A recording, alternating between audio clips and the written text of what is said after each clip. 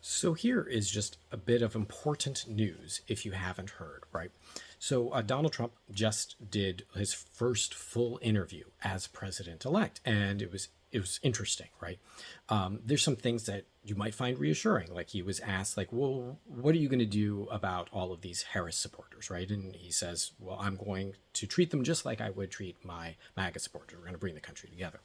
But the piece of news that I think is of particular importance is he said that the January 6th committee should be jailed, right? So there was a committee because there was investigations conducted by Congress, right? So Congress, being Congress, it's co-equal branch of the government, had a committee to investigate the January 6th riot, whether you want to think of it as an insurrection or an avid protest, right? People broke into private property, private federal property, attacked people, smeared poop on the walls, all of this stuff. Now, whether or not, again, you think it's an insurrection or a riot or whatever, right? These are all essentially obvious, deeply legal problems. I mean, I guess you could try and say, well, it's actually like, since Congress actually belongs to the people can smear poop on it if they want. But you can't attack people. Even if you believed that you have a right to break into the Capitol whenever you want, you still can't go around assaulting people. You can't assault like the Capitol Police and things like that.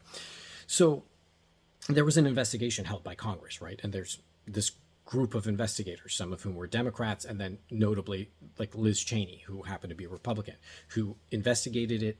They interviewed a whole lot of people, and they were trying to find out if Donald Trump in some way is responsible for that riot, for that insurrection event. Was it an attempt to overthrow the government?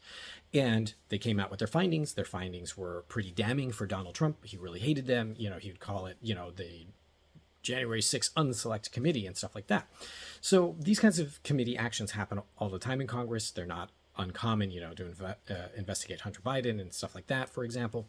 But the problem is the idea that these people should be jailed for having done their constitutional duty, their job as congresspeople, is absolutely terrifying.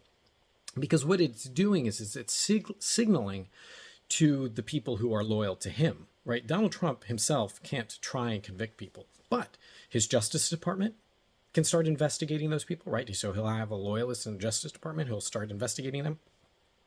Congress and the Republican Congress can start investigating those Congress people. And so even though he personally cannot send any of them to jail, he can use his voice to get the rest of the government to act in a way to get his political opponents and people who have investigated him arrested.